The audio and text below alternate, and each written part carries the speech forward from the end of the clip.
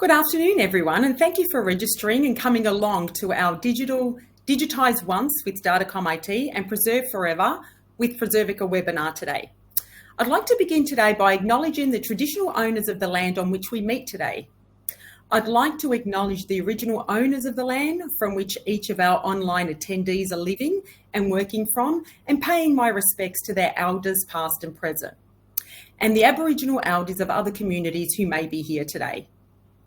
By the way of introductions, my name is Christine Centelfanti. I'm the Marketing Manager for DatacomIT, and joining me is Eamon Donoghue, General Manager at DatacomIT, and has been with the company for 25 years. Also joining us is Roger Mills. Roger is a digital preservation consultant for DatacomIT and has a PhD in digital humanities and qualifications in digital preservation, media arts, and over 10 years experience in the tertiary and library sector. Roger also heads up the implementation of our Recollect collection management system and works closely with Preservica to roll out the Preservica system for clients here in Australia. Also joining us from DatacomIT is Jess McDonald-Norman. Jess is DatacomIT's archive and collection management specialist. In the way of our presentation, Roger will provide an overview of active preservation with Preservica's starter and professional systems, and Jess will then drill down into the professional systems file format registry. Before I hand over to both Roger and Jess for today's presentation, I just wanted to provide a quick overview for those who are not familiar with DatacomIT. DatacomIT has over 40 years history of operation. The first 20 years was providing digital preservation services, but more in a historical sense, placing records onto microfilm and microfiche. But over the last 20 years, our operation has evolved, working and establishing ourselves as leaders in digitisation and the digital preservation space.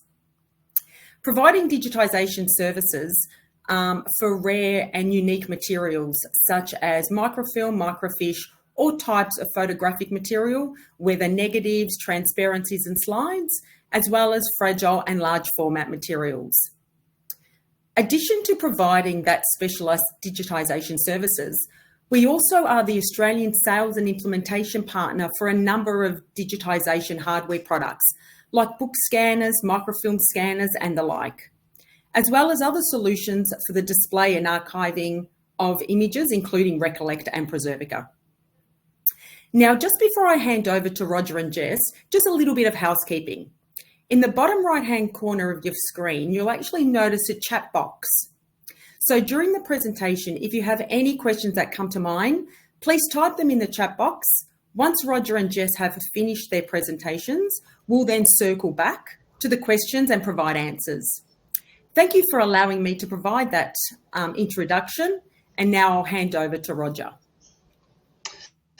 Thank you very much, Christine. I'm just going to share my screen.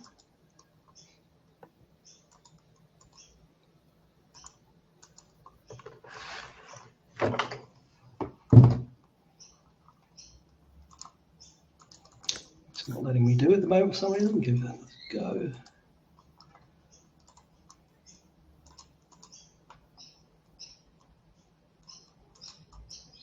There we go. All right, have we all got slide one here? Yes, we can see that clearly. Thank you so much. Well, thanks, Christine, for that introduction. And I'm coming to you from Gadigal land, or the Eora Nation here in Sydney, and would also like to pay my respects to elders past, present, and emerging. Happy World Digital Preservation Day, and thanks for everyone for joining us in this second session of DatacomIT Digital Preservation webinars. The first one we presented earlier in the year was focused on where to start with digital preservation, which was really about developing a digital preservation strategy, looking at your organizational preparedness, and other aspects like that. And a recording of that session is available on our website if you wish to view it. This session will focus on active preservation with Preservica and how it can provide organizations, big and small, with all of the requirements of a trusted digital repository, or TDR. And when we talk about a trusted digital repository, we're really talking about a system, an organization that is ultimately responsible for the ongoing management, access and security of your digital objects. And over the course of the webinar, we hope to demonstrate how Preservica performs all these tasks as one of the leading preservation solution providers internationally. So quite a range of individuals and organizations who are attending today. And so the structure of what we're going to cover is going to include the Preservica starter version, as Christina was just saying, which is useful for individuals and small clubs and societies, as well as the professional tier, which would be typically used for larger institutions such as museums, libraries, universities, and the corporate sector. So the structure of the session will start with an overview of our relationship with Preservica, and then start to unpack the concept of digital preservation and active preservation within that, before moving on to system demonstrations of starter and the professional systems. This will also include a demonstration, as Christine just said, by my colleague Jess McDonald-Norman, of file formats and media types and file migration settings in the professional system. As we've only got an hour to cover a lot of content, it'll only be a taster or an overview of what Preservica offers, but we're really happy to provide a more detailed presentation focused on your organizational requirements into the future. So if that's of interest after the presentation, please do get in touch. We'd be happy to talk more about arranging that for you. All right, but first I thought I'd just touch on our partnership with Preservica, as it might be new to some of you. Preservica is a UK-based organisation, originally developed with the UK National Archives, has grown to be one of the leading digital preservation systems, and Preservica boasts some 450 clients in 22 countries around the world. DatacomIT became an official Preservica partner in late 2022, really with the aim of offering Australian organisations the option of having local support for the platform during Australian business hours. And of course, DatacomIT also offer a range of other digitisation services and equipment, as Christina was just saying. We've got offices in Sydney, Canberra and Melbourne, and look, with 40 plus years of experience, we've got a long-standing credibility within the cultural heritage and digitisation industry. And this brings me to quite an important point, really, in our philosophy. From a digitisation perspective, what you digitally preserve is only as good as the quality of the digitisation itself. When we digitise a cultural heritage object, we create a preservation master. And the resulting file is, it's just not a master digital file, but it's a complete digital surrogate for the original object. And our philosophy is it has to be that virtual perfect digital representation in terms of color, detail, and scale. Of course, DatacomIT also offer a range of other consultation services for digital preservation data management, including digital collection management systems and data storage solutions to help organizations develop preservation strategies and management plans to sort out legacy data problems. I was just talking to a client last week, and it's amazing how many organizations still have digitized and legacy data sitting on fragile media like CDs and mobile drives, even pen drives, which are extremely vulnerable to file corruption and loss. So we can help develop plans and strategies to secure, manage, and embed digital preservation strategies in your organization. So if your workplace is facing any of these challenges and would like to discuss consultations or further demonstrations of Preservica, please do get in touch. These are just a few of the organizations that are currently using Preservica in Australia, with more being added in the last few months. So it's represents a growing client base, which will result in more development and focus on digital preservation in Australia, which can only be a good thing for all of us. All right, so let's start with the concept, or unpacking the concept of active preservation with Preservica. Well, what it means is that when you ingest a digital asset into the system, it immediately recognizes the file format from a registry of over 2,500 file types. It should be said here that Preservica and James Carr, who's part of the organization, developed Preservica with the National Archives in the UK, and actually developed the Pronom and Droid the systems as well. Preservica will also assign a unique identifier and then checks the compatibility of the file format with current and known future software applications and devices. So it automatically migrates files into future-friendly formats so it can be read by them. Preservica also has a range of APIs which integrate with systems like DSpace, Microsoft 365 and SharePoint to really make digital preservation a seamless part of the records life cycle. So other components of active preservation are preservation status tracking, in which the system monitors the preservation status of each file and alerts the user if any issues arise. For example, if a file becomes corrupted. It also monitors any changes made to your digital assets and keeps a record of changes for future history and provenance purposes. And importantly, the system also creates a checksum on ingest of each file and validates its integrity and authenticity. And that's a crucial step, particularly if you've had your data stored on fragile media that we've just been talking about. Of course, then Preservica performs periodic tests on that data just to ensure that they are still readable and usable and that the checksums are still as they should be.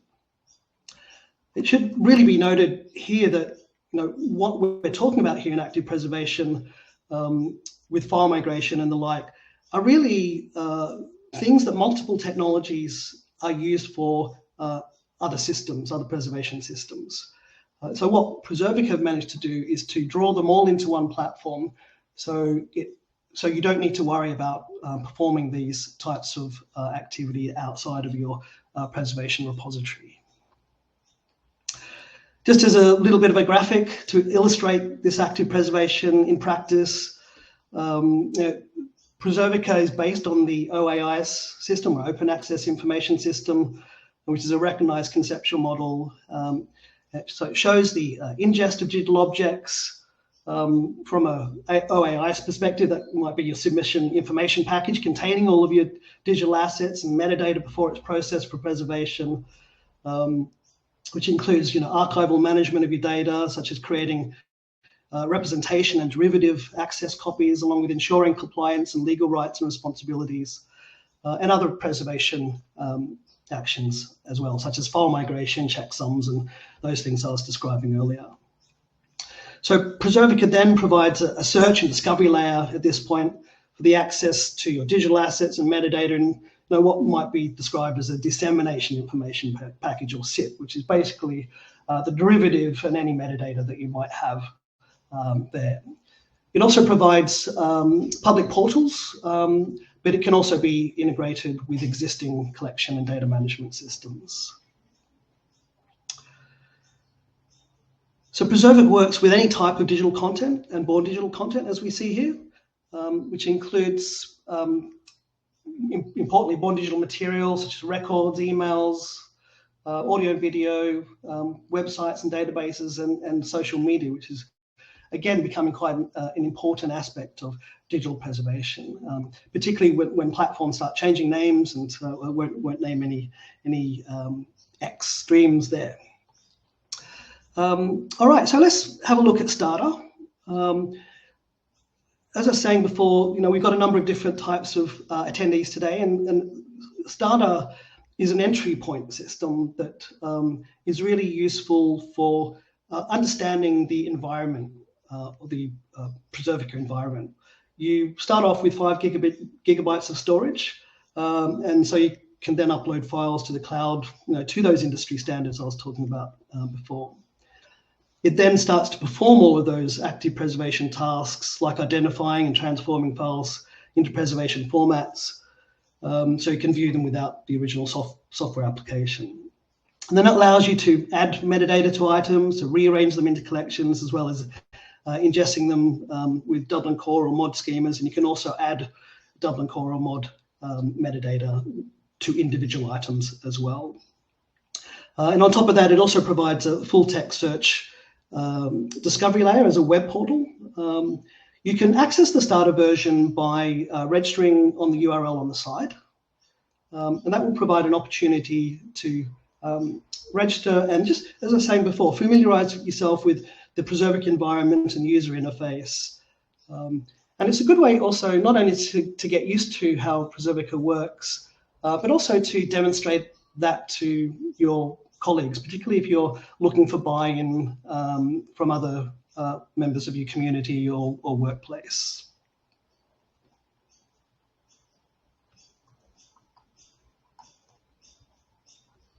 All right, I'm just going to jump in here.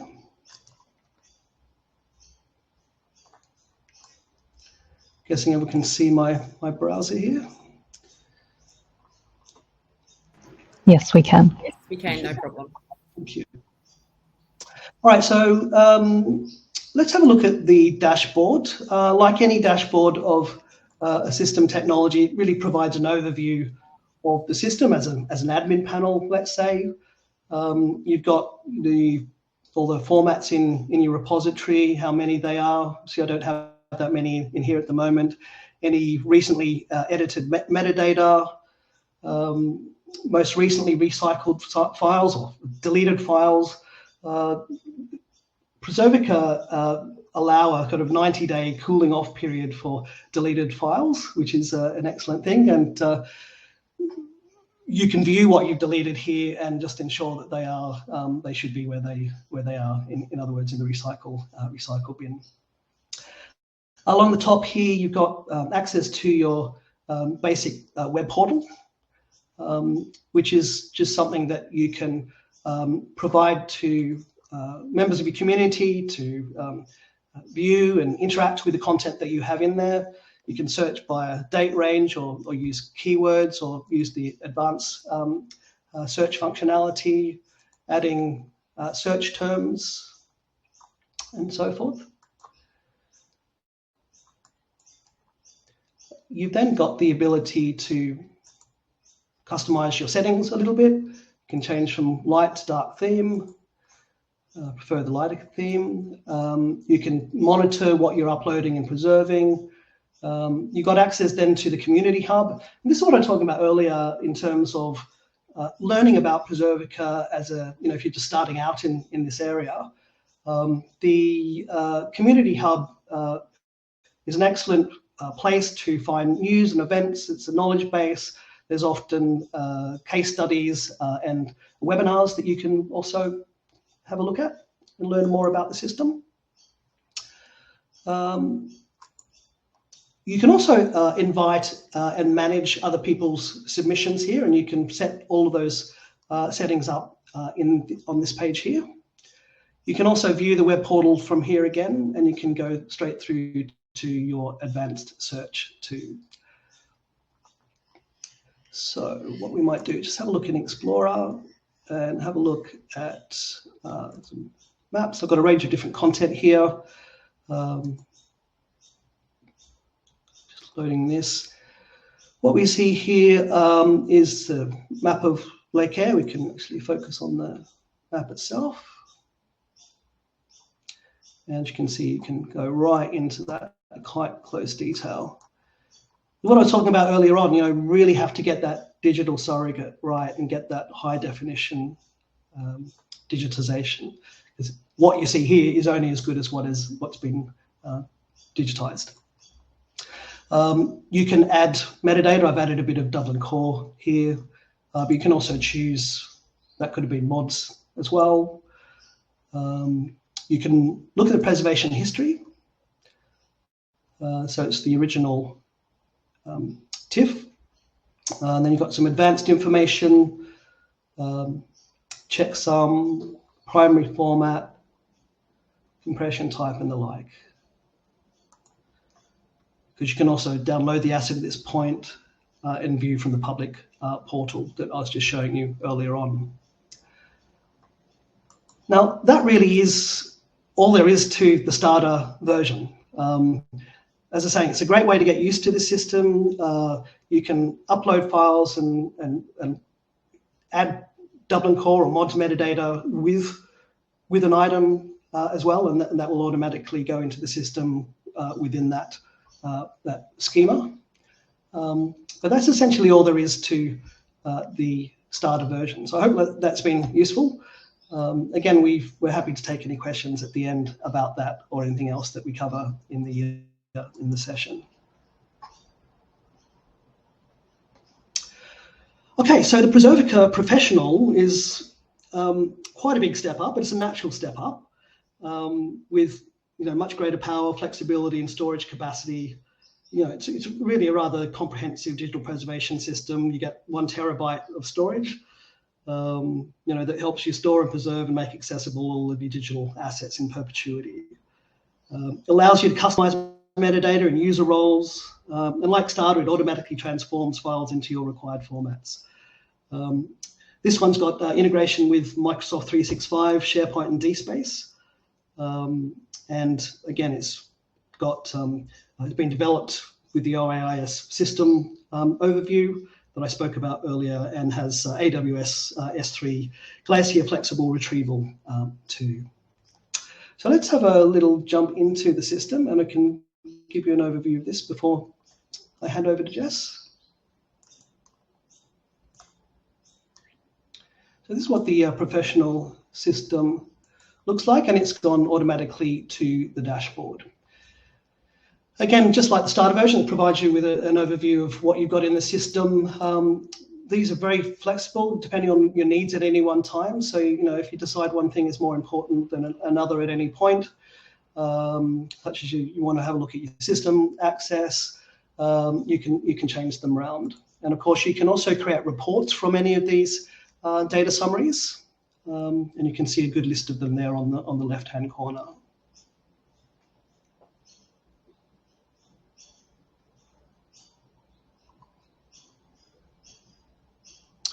Okay.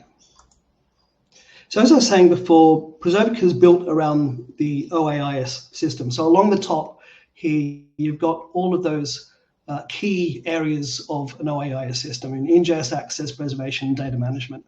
So ingest is where you prepare your data. You can add individual items or folders of items with the metadata already in the folder, and it will see that metadata and automatically ingest both of them together and completing those data schemas in the back end as it does that. The access provides a number of different possibilities here, and what you'll see with all of these is the ability to actually view the workflow in progress.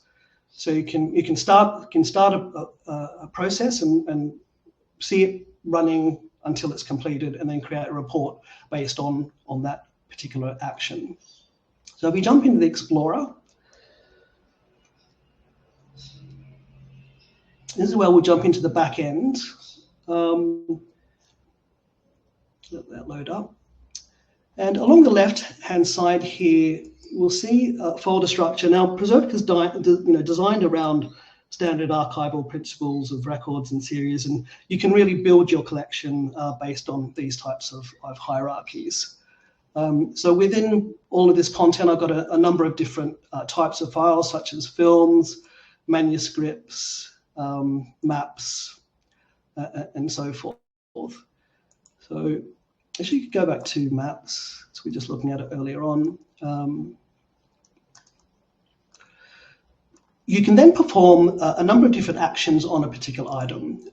So that might be to create a new representation copy. You can delete it, and incidentally, with the deletion within Preservica, it does require additional staff to oversee the deletion process. Again, it stays in the system for 90 days, and we'll need authorization from another staff member. So it's not something that can be done just by one person. You can assign the thumbnail here. You can have a look at the properties metadata. And what we can see here is just a basic title of this particular item. But if we go into advanced, we can actually see what Preservica has performed on this particular item. So it's created your representation copy from your bitstream, and then generated a JPEG format as a derivative, as an access copy. So each time you click that, you can see details of that content on the right-hand side.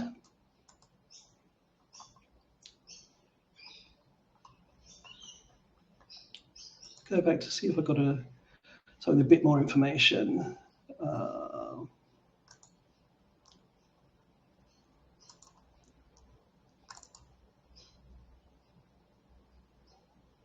There we go. So it's a photograph within the museum collection. I've added a bit of Dublin core here, and it's very easy to do by just editing a particular item, and then you can select from a range of different schemas. Now, these are all the schemas that we have in the system currently, but you can also create your own schemas if you're migrating across from another system, and you can add schemas or add templates that you can then add metadata to. And that's, see, we've got a bit more information on this one here. You've got your representation copy, you generated JPEG as well. Provides a history of all of the actions that have been performed on this. So again, it's essential part of provenance in the preservation process. All right. In preservation, as I was saying, there's kind of 2,500 known file formats which Preservica has created, and this is what it draws on when it migrates your objects. And I won't spend too long on this because I know Jess is going to talk to this shortly, but just suffice it to say that there's a lot here that you can use. And you can be assured of, as a musician myself, I know that Ableton Live is a very recent software for music technology, and I was really, it was great to see that they're already archiving that type of technologies. Then we go into data management, and you can set up retention policies at this point. You can search for them.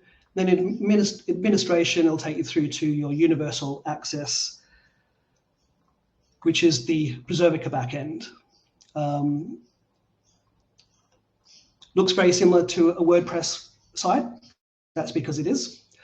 So we can actually have a look at the DatacomIT site. And all of the items that we've got in there. And you'll see the photographs and manuscripts and films that have been highlighted for display on the home page. But other repositories have used it in different ways. This one from the Met Office in the UK.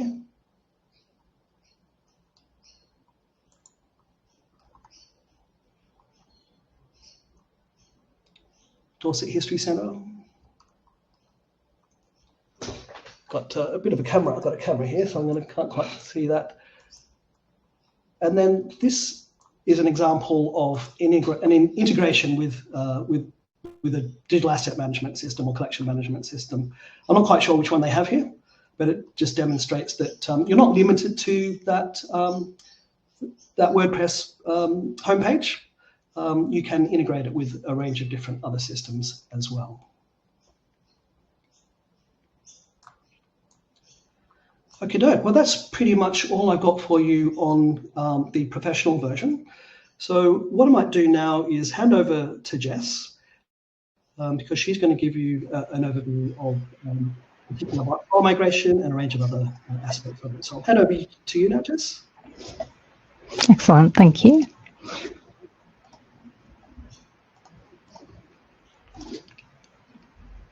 Okay, hello everyone. I think it's still showing. There we go. Should have come through my screen. I am Jess McDonald-Norman, the Archives and Collections Management Specialist at DatacomIT.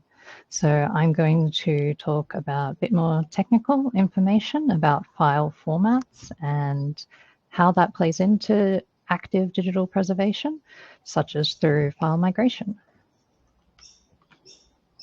So file formats are something you're probably most familiar with as that suffix at the end of a file, the file extension, but it really is just a way that shows the format that the bits of that file have been built with, the software that will read that digital file. So what can really become an issue in the modern age is that these file formats and the software that opens them can become obsolete. It can become unsupported, not easily accessible, or it might be proprietary and you don't have the resources to get that licensing or that software, particularly if it's no longer supported. It can also be an issue in more modern programs. If you personally don't have licensing for something that someone else at your organization has made, a good example would be like a Photoshop file. That is a contemporary file, but without the licensing, you actually can't open it and check what it is. So this is part of the evolving digital landscape we find ourselves in with our digital lives.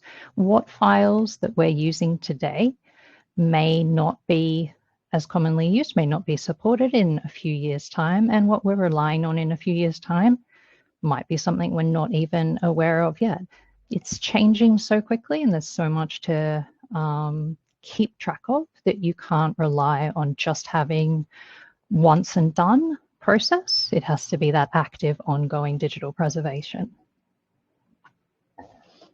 So one way to check if you have a file you're not quite sure about where it came from, what it is to use a MIME type checker. These are free tools online that can check actually a bit, look into the data of that file and see what it is.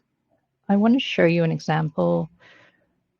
Here I have, this is just a PNG of our logo, and I'll show you an example that perhaps as this is getting shared and renamed, opened and closed and sent around, maybe it loses its file extension. I do get an error, but I can continue. And now with that gone, I can't tell what that file is. If I even try to, I look at the properties on Windows, Windows has lost knowledge of what that file is. And you can imagine how, if it wasn't as knowingly done as I just did it, there's you might not know how to recover what that file was. And that is when we can come into a MIME file type checker. This site is just a free site. There are plenty more out there, so you can pick another one if you would rather use that. So here's this file. It has no file extension. We don't know what it is. I open that up and click Find File MIME Type. And I get here, it has said that the media type is image and the subtype is PNG. So we've identified what that file was.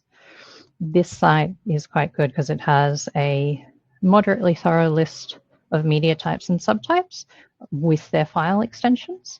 So you can reference this here and see what it is being checked against there. But that's a one at a time thing. That is not really great for managing all of your files. And that's where Pronom and Droid comes in. So that's what Roger mentioned earlier. Pronom was developed by Preservica's parent company in collaboration with the National Archives of the UK. It is a constantly updated file format database as new file formats are created.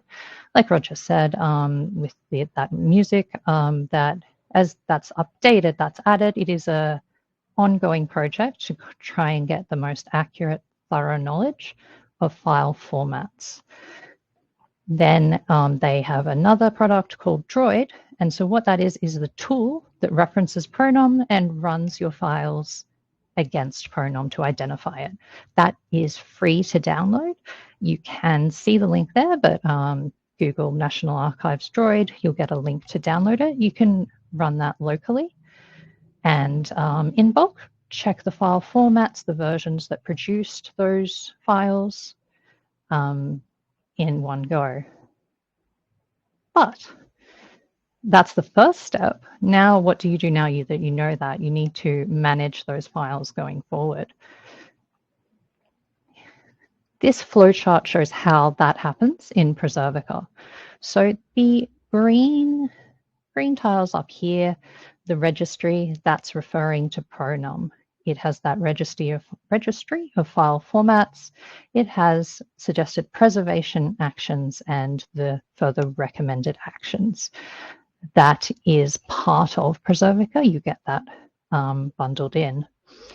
The starter platform, you don't get much choice. You don't get any choice, sorry, in what happens there. But with professional and enterprise, this format rules can be implemented. So if you have particular needs, you can, with professional, customize that to how you want it to be.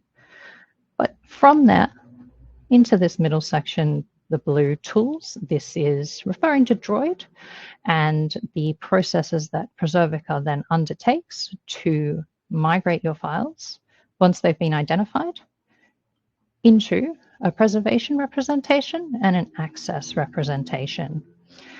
It keeps the preservation master, your original file. It isn't touched, just like you'd be familiar with physical archives. We don't want to play with the original, but we may make preservation copies and then perhaps a lower quality, lower file size access copy. And so all of this here is automated at scale in Preservica. So in Starter, the free version, you can upload any format, but from there it is a touch more limited. There's only a limited number of automated preservation and access standards. So you don't get a choice of what format it's going to be migrated to, and slightly more limited of what formats can actually be viewed within Starter. But it can store any it can store any file, and it's just limited in what happens after that.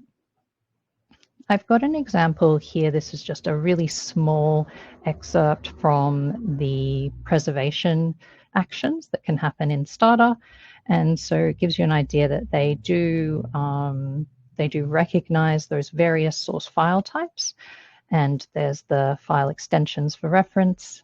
And then it's telling you that it can turn those into a TIFF and into a PNG file. So that is set in Starter. You get that automatically, but without any further actions. In Professional, this is when you start getting access to the inbuilt registry, which is based on Pronom. Roger showed this quickly before. It's really impressive in just personally, I guess as an archivist, I like seeing a little bit of archival administrative history there. There's some interesting things hidden amongst it, but it does give you a really interesting overview of any formats you might be dealing with. So I'll go into Preservica now and have a look at this registry live.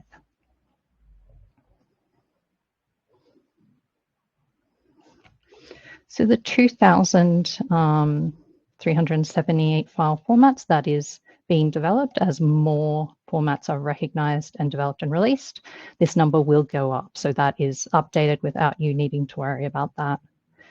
They also have 297 software items here. So you can get a little bit more information coming into these to have a look at what year it was produced and who actually is the vendor of this. So a little bit of extra information if you're needing to identify files. Coming back up to the file formats, let's have a look at AutoCAD. So this software is used to make 2D and 3D renderings, often for plans, architects, builders. So you can see they found 56 file types just by AutoCAD. And coming through, you get a bit of information about each type. There's some interesting history.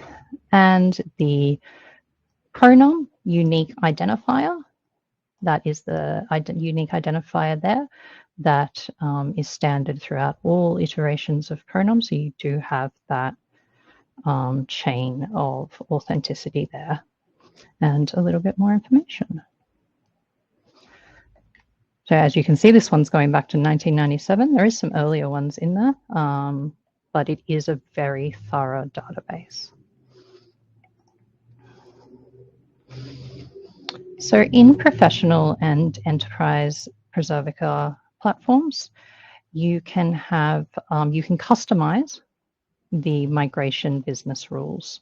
So this on the screen is an excerpt from one of the default rule sets that Preservica offers. It is showing that if you have a flash file, it will automatically convert that into a MP4. That is for making those access copies.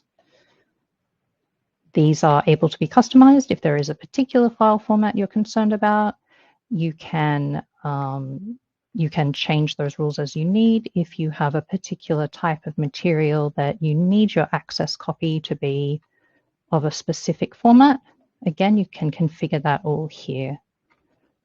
Otherwise, there are the default rule sets to allow you to set that to go without any worries, and then it will be automatically reviewed and updated by Preservica as file formats develop or standards change.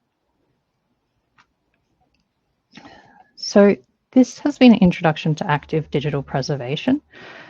It really starts first with that file identification and characterization, so you know what you're dealing with, much like how you would want to know what physical material is, what the composition of manuscript is before you start any preservation actions, conservation actions.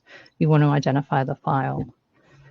It's important that those master files are preserved as they are, but then what to do next is migrate them to long-term storage formats.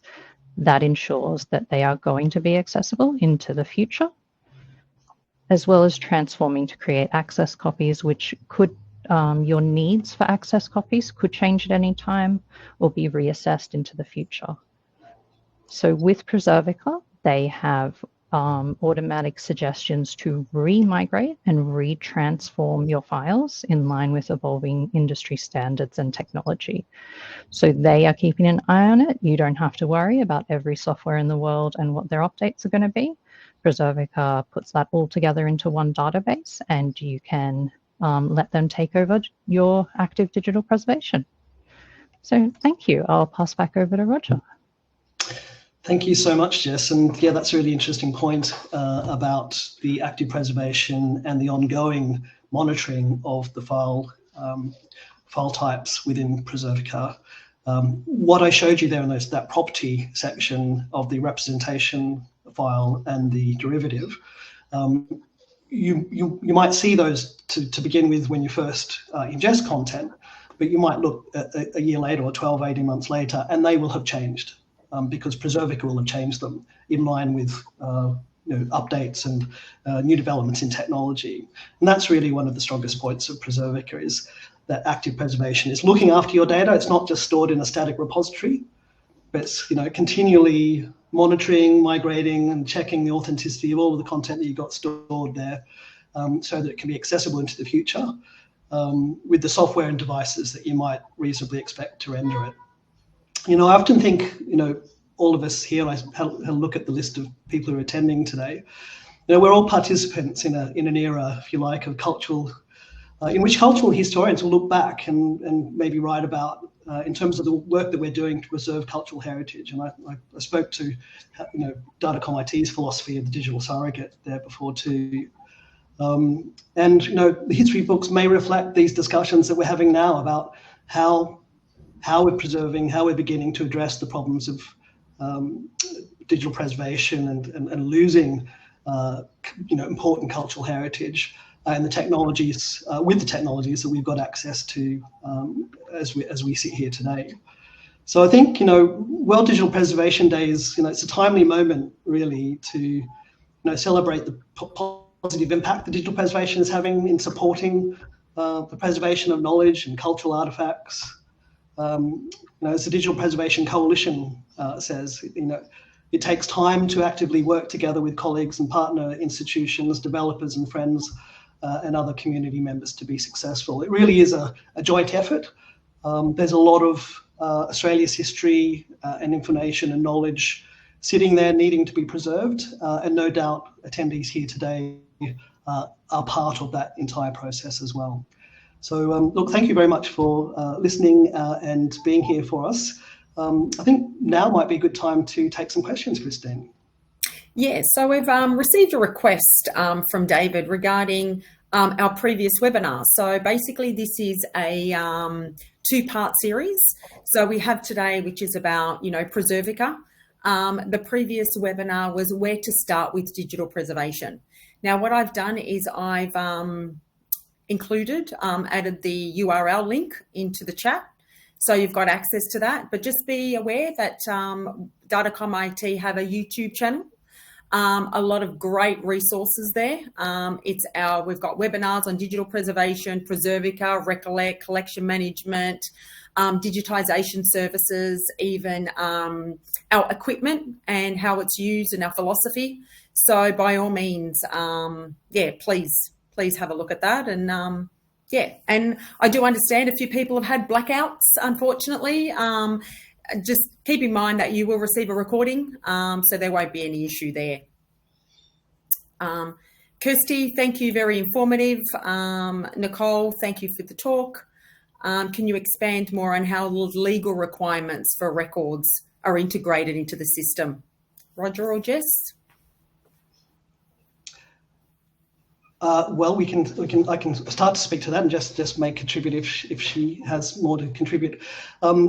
The way that the legal requirements are integrated with Preservica are really based on the requirements of the organisation and the content that you have. You will set up those copyright and permission levels within the Preservica system yourself, and it will then allow viewers of that content to then understand the permissions and copyright that you have in terms of legal requirements of the content that they're viewing. So for some organisations, they've already got that from an organisational perspective. But yeah, go on, Jess. I think maybe Nicole's referring to legal requirements for retention. So what is required by law for how files are kept. There are the retention policies. Roger touched on them very quickly earlier, but I can go into a bit more detail that your retention policies can be set up at any point, and they prevent deletion until the end of the retention period, and then go into review. So you do have checks and balances here, much like you can't just delete any item and have it gone. If an item is covered by the retention policy, it cannot be deleted until disposal is required by law. So hope either one of our responses there fulfills your question. Somewhere between those two. Okay, we have another question from David. How is a file transfer of copyrighted material affected, if at all? Jess, do you want to speak to that one? In terms of perhaps the moral copyright, if I put it that way, that isn't necessarily impacted. That might be something you want to build into your metadata. Like as Roger mentioned, you can develop your own metadata schemes with whatever fields you need. So that can be something you can build into there. In terms of sorry, I shouldn't read the chat while talking. In terms of perhaps if it's something more like the file is locked down or there's accessibility issues, encrypted files can be ingested into Preservica. It can't open them, but it can recognize some encrypted files. And in terms of if there's any sort of copyright by another system, that it might be something that we can look into an API for how that can actually talk to another system that's holding copyright over it, if that answers your question. Okay, we also have a question from Tracy. Is there any integration between Recollect and Preservica? The age-old question. There isn't currently, but we are in discussions with Recollect at the moment to develop an API between the two. really what that requires, though, is some investment by client in that process. I think Recollect would also come to the party on considering any options in that way. So yeah, there's none currently, but it's something that is actively being considered. David has updated his copyright question.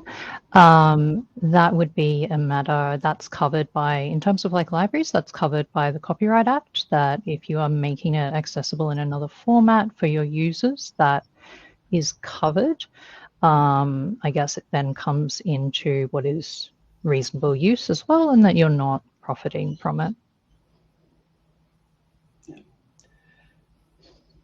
Jenny mentioned also, where does MET's metadata come in? Does that happen in Preservica? Well, you would, maybe Jess will also have something to say about this, but you can ingest MET's schemas with content that you have into the system itself. And likewise with premise metadata. You can create any metadata schema you wish within Preservica. Okay. How are DatacomIT charges applied? From David. Well, we're the partners with Preservica, and so what we offer is the on-the-ground service, and that's part of the fee that you pay when you adopt the system.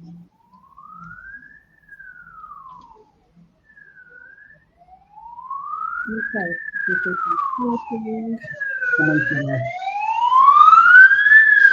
I think there's a question from Jenny we might have accidentally skipped past. Oh, sorry, I missed that one.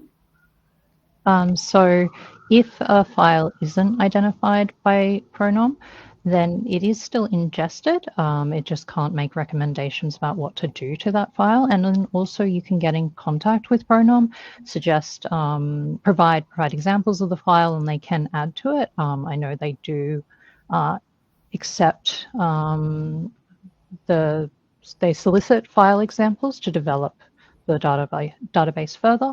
I am not sure about what I believe it would offer you, how you would want to treat something that gives 2 PUIDs. It gives you that option in the system. Okay, we've got a question from Antoinette. Where is the data stored? That's locally for Australian clients in Australian AWS storage. In Sydney, that is. And I can also see another question from David there about the DatacomIT charges and how they applied, but how do we pay for that and what? So when you take up a subscription of Preservica, you get a site instance, and as part of that overall price, you will get support from DatacomIT as well, and that will be a relationship that you have primarily between yourself and Preservica that we are a part of, if that makes any sense. Eamon, if you've got anything, you can certainly chime in here too. A question I think around quotes and pricing requires qualification and quantifying, so maybe you can take that offline, and if you want to send us an email, we can give you more specifics around the charging mechanisms for volumes of data and levels of access, etc. Diane, she apologises, she started late. Is it cloud-based or on-prem? It's cloud-based. Okay, great. Okay, we've got 3 minutes to go. Any other questions? Thank you, Eamon, from David. Thank you from Diane.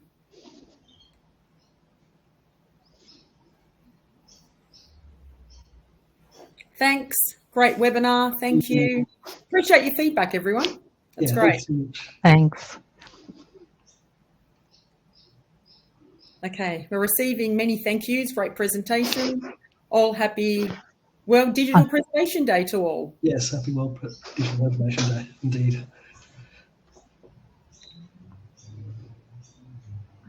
Another question from David, but it's moving very quickly. Is Yes. information held on multi-sites?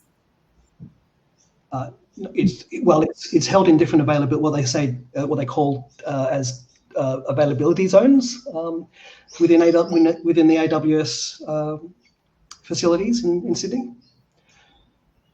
So it's not held outside of Australia. It's held inside Australia, in Sydney, but in different availability zones, so different locations within the facility. Okay, great. Will the recording be made available? Yes, it will. Absolutely will. Everyone will receive a link to the recording and also be part of our YouTube channel. So you'll be able to access it at any time.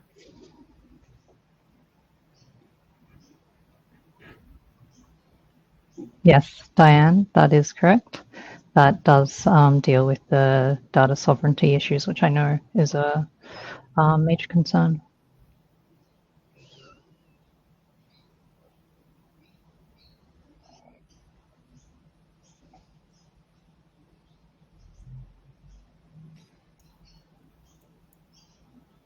Okay, we've got 1 minute remaining. Any last minute questions before we sign off? We're receiving a few thank yous, so appreciate that. And again, the recording will definitely be available. You'll have the link available, I would say, early next week, and you can share it amongst your colleagues. Not an issue.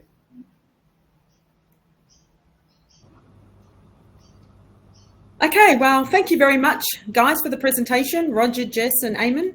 And yes, hopefully we'll see everyone soon. Thanks again. Thank you. Thank Bye you, now. everyone. Bye. Bye.